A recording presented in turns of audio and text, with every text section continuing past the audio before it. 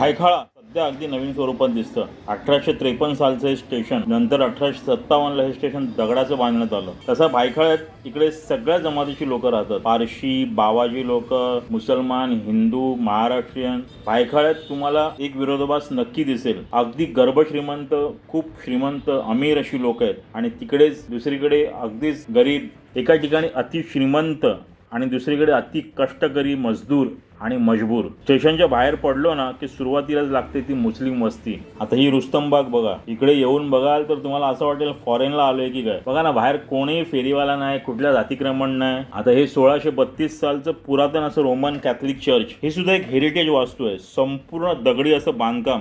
आता ही आहे मुंबईची भायखळ्याची खरी ओळख, ही कष्टकरी जनता. आणि मी मगाशी म्हटलं ना, ते मुस्लिम वस्ती भरपूर आहे. स्टेशनच्या बाहेरच आलो की आपल्याला पहिलाही लागतं स्टार ऑफ इंडिया, आणि हा रस्ता जातो दगडी चाळीमध्ये. जुन्या जुन्या चाळी आणि त्यात 10 बाय 10ची खोली आणि त्यात राहणारी 15 ते 20 माणसं, ही भायखळ्याची खरी ओळख. या 1 मजली 2 मजली बिल्डिंगी बघा आणि 24 तास असणारी इथे ट्रॅफिक.